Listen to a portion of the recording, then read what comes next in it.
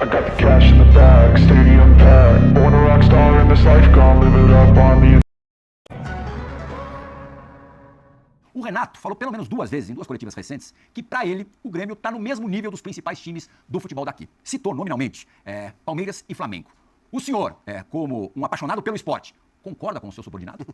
Bom dia, Pirral, Rodrigo, Jean. Primeiramente, muito feliz de estar aqui. Obrigado pelo convite. Eu que sou um consumidor, de programas esportivos, acompanho vocês há tanto tempo. Hoje estar aqui na condição de presidente do Grêmio realmente é uma data muito especial.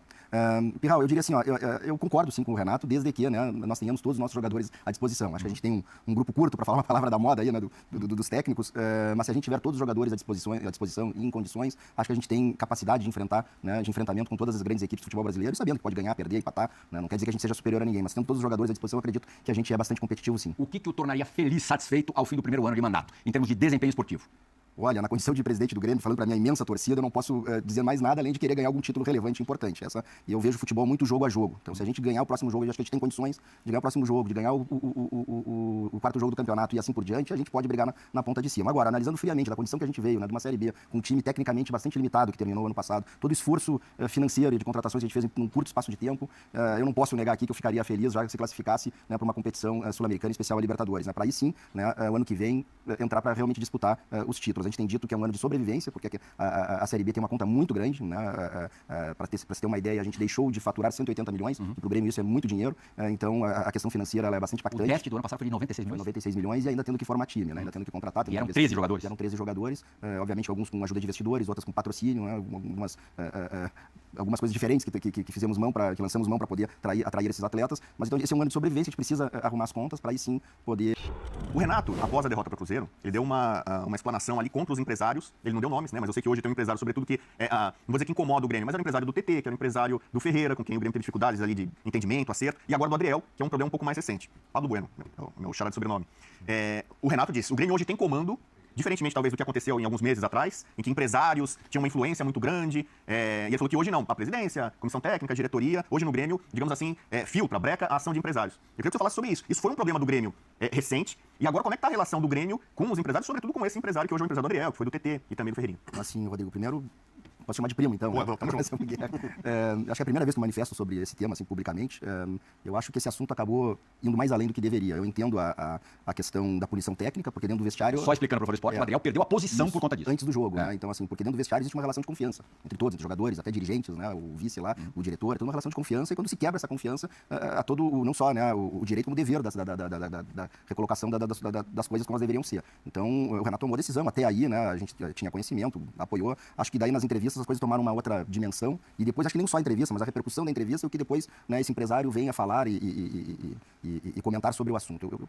Da parte como do Grêmio instituição, primeiro, todo atleta pode assinar com o empresário que quiser, nós não temos nenhum problema com relação a isso, acho que é direito dele. Agora, coincidência ou não, não se sabe ainda se esse empresário realmente vai ser o empresário do Adriel, que se sabe que os atuais que estão inscritos na CBF são outros, aí se fala que teria assinado já com 2 ou 3, então já mostra como está a cabeça do menino. Já ouvi casos de jogadores com 6 empresários diferentes. Então, e coincidência ou não, sendo ele ou não sendo ele, aconteceram fatos que desagradaram não só o Renato quanto a gente. Existe uma cartilha, a marcação das entrevistas dentro para os jogadores de futebol é feita pela assessoria de comunicação, não foi feito assim. Aquela história dele ter participado de um podcast como Guerrinha, jornalista muito conhecido no Rio Grande do Sul, onde ele, entre outras coisas, abre como é que era a marcação na bola parada defensiva. Então é um acúmulo de coisas. Então, assim, a aí realmente... da entrevista, que depois gerou uma matéria jornalística sem comunicar, abrindo a questão tática, que gerou a punição, e aí o negócio toma uma proporção um pouco além do que deveria. Mas eu queria deixar claro que o Adriel é livre, todos os jogadores são para assinar com quem quiser, nós não temos nenhum problema com nenhum empresário, com quem tiver que negociar, nós negociaríamos, que a gente pensa é o bem do clube, é o bem do atleta, e se chegar a um bom termo, assinaríamos, senão, paciência.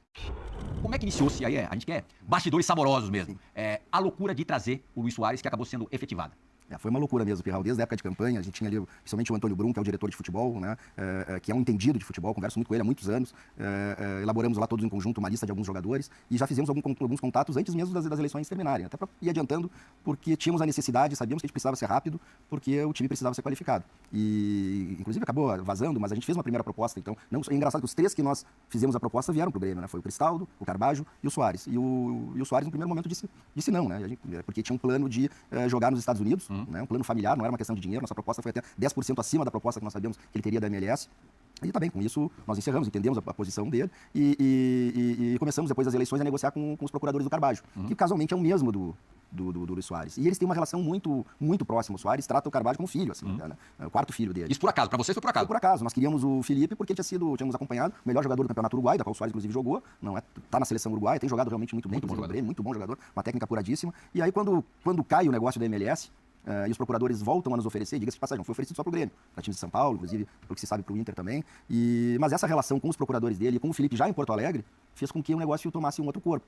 Aí as coisas vazam, a torcida do Grêmio invade as redes e ela nos ajudou muito nesse sentido. Nós produzimos um vídeo bastante emocionante do projeto Soares no Grêmio. A chegada dele também foi apoteótica, né, que a gente conseguiu fazer em 4 dias, sendo que um dele era 31 de dezembro e 1º de janeiro. Ele foi anunciado, o pessoal estava no Uruguai, dia 31 de dezembro, que foi efetivada a contratação. A torcida foi usada nesse vídeo para convencer o Soares? Não, ela mais entrou pelas redes sociais também. E aí ele, apesar de ter proposta de quase o dobro do que o Grêmio podia pagar, ele acaba também escolhendo o Grêmio, o Carvalho está aqui, por ser próximo ao Uruguai, por ser uma cidade, né, nós temos temos algumas poucas vantagens de estar lá no canto do Brasil, no sul, uma delas é a proximidade com o Uruguai, com a Argentina. Se der até para ampliar essa resposta, presidente, porque assim, a camisa não paga jogador. Não paga. Isso acho que é fato que camisa não paga jogador. Agora, dá para mensurar o quanto dos novos associados se devem ou não ao Soares? Existe uma planilha Operação Soares para você tentar fazer essa conta e dizer, bom, quase se pagou, ou sei lá, 60% da grana que a gente gastou com ele só voltou porque tínhamos o Soares. Existe essa conta de fato ou não? Eram 61 mil sócios torcedores no final do ano passado, hoje são quase 98 mil. Quando o programa estiver sendo exibido, quem sabe, já flertando com 100 mil. Verdade, assim, essa conta na ponta do lápis ela é difícil de ser feita, né? Eu brinco lá que todo dia 20 eu suo, né? Porque tem que pagar a folha.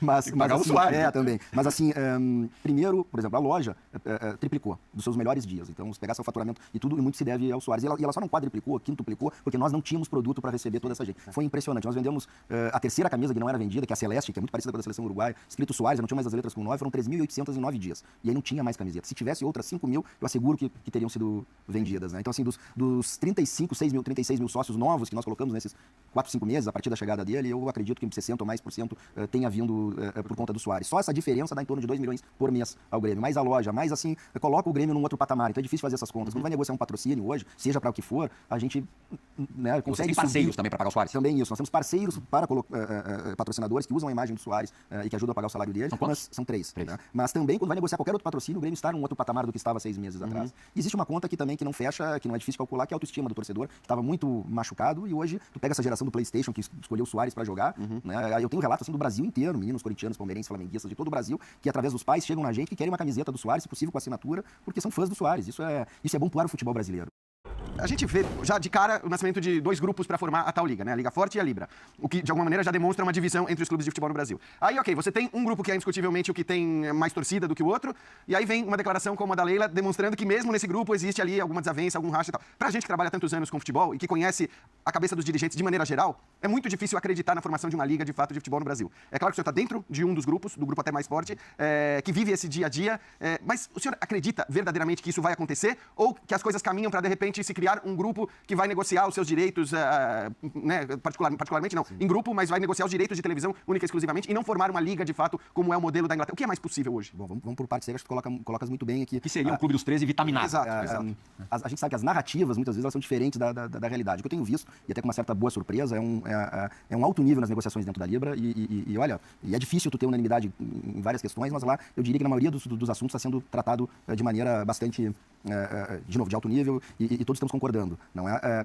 Eu acho que as questões que são colocadas na mesa, independente de ser forte ou Libra, elas são as mesmas. Né? As questões que o Inter, o Fluminense, o Atlético Mineiro, o Fortaleza eram as mesmas questões que Grêmio, Botafogo, Cruzeiro e Vasco tinham. O que a gente optou é por discutir dentro da Libra e não fora da Libra. Isso não significa que o grupo do Forte tenha tido um trabalho, inclusive, importante, né, de esticar a corda em determinados assuntos para que a gente conseguisse chegar nessa nova planilha para que futuramente todos... Inclusive, em relação a Grêmio e Inter, apesar de estarem em ligas ou pré-ligas diferentes, pensam muito parecido. Grupos, né? Diferentes, pensam muito parecido. Isso, pensam exatamente muito parecido. A diferença é que o Inter, assim como outros clubes optaram em discutir de fora para fora, assim, entre 2 grupos, e nós optamos dentro da Libra de levar essa discussão entre os nossos pares, né, na mesa. Aí tem um pouco de guerra de narrativa, que eu acho que não é legal, não contribui, né? E não é só dentro da Libra, mas de novo, aí se jogam para a torcida, e não é só a Leila nesse caso, esse é que é o caso, mas é de outros presidentes que não contribuem. Presidente, 5, 6 anos atrás, o Grêmio teve o melhor jogador do continente, o título continental, o título da Libertadores, e o Luan como melhor jogador do continente. Hoje, o Luan está completamente esquecido no Corinthians. Passa pela cabeça do Grêmio alguma tentativa de fazer com que esse jogador ressurja no futebol? Primeiro, né, o Luan, tive a grata satisfação de trabalhar com o Luan no Grêmio em 2018 e 2019. É um atleta de altíssimo nível técnico, né, que não se entende por que deixou de ser competitivo. Né. Já no Grêmio, no final na saída do Grêmio, ele já estava dando sinais e se achava que mudando de casa, já estava desgastado, ele poderia encontrar o seu melhor futebol e não encontrou, né? Assim, então, como relação pessoal, eu gosto muito do Luan, torço por ele, mas na condição de presidente do Grêmio eu tenho que trazer, né, eu tenho que visar atletas que estejam jogando, que sejam competitivos, que entreguem, né? O tiro tem que ser certeiro. Não tem margem muito para erro não, né? Então, presidente, pegando a sua resposta sobre o Luan... Última pergunta e última resposta, portanto. Eu queria saber se a gente pode pôr no mesmo pacote de não tem chance, porque o que eu entendi em relação ao Luan é isso, não tem chance. Outros nomes dos quais você falou, Pato, Arthur, Luan, Douglas Costa, todos esses jogadores, ainda que por motivos diferentes, não tem a menor possibilidade de voltar ou vir ao Grêmio, ou existe alguma possibilidade em relação a algum deles? Assim, vamos lá. O Pato jamais foi contatado por nós, jamais houve em lista, não se sabe, não sei de onde surgiu esse assunto. E nem interessa. Não interessa, enfim, não participou das nossas listas. Douglas Costa, da mesma forma, eu conversei com o próprio Douglas no final do ano passado, aí já foi resolvido com ele, também não é o caso. E o Arthur também, de forma alguma, né, foi jamais contatado. É um atleta de altíssimo nível que está jogando na Europa, tem mercado ainda na Europa, e o Grêmio não tem nem condições financeiras de pensar em buscar um atleta desse tamanho, e acredito que nós estamos muito bem servidos nessa posição. Né? Nós temos 3 para 2 posições. Um abraço.